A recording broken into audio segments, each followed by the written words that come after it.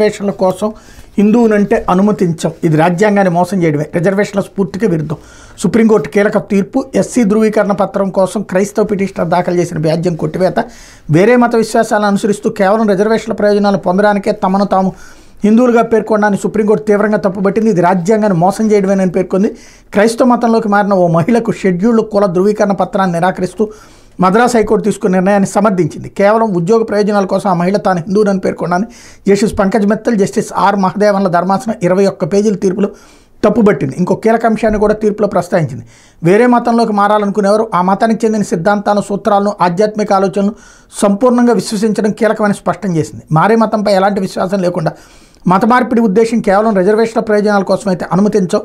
అలాంటి ఉద్దేశాలు ఉన్నవారికి రిజర్వేషన్ల ప్రయోజనాలు కల్పిస్తే అది రిజర్వేషన్ల స్ఫూర్తిగా విరుద్ధమని తీర్పు రాసిన జస్టిస్ ఆర్ మహదేవన్ పేర్కొన్నారు. తమకు సమర్పించిన సాక్ష్యాల ప్రకారం క్రైస్తవ మతాన్ని పిటిషనర్ అనుసరిస్తున్నారని, క్రమం తప్పకుండా చర్చికి వెళ్తున్నారన్న విషయం నిర్ధారణ అయిందని ధర్మాసనం చెప్పింది.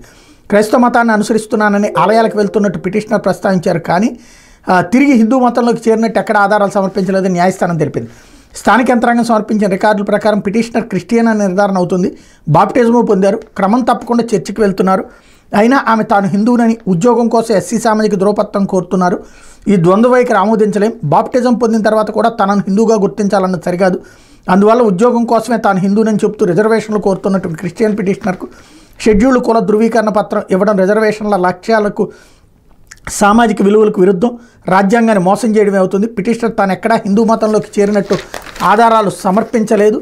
ఆమె కులమైనటువంటి పల్లువన్ సమూహ అంగీకారాన్ని పొందినట్టు కూడా దాఖలాలు లేవని తీర్పులో ధర్మాసనం స్పష్టం చేసింది. ఈ కేసులో పిటిషనర్ సెల్వరాని హిందూ తండ్రికి, క్రిస్టియన్ తల్లికి జన్మించారు. 3 నెలల వయసులో బాప్టిజం పొందారు.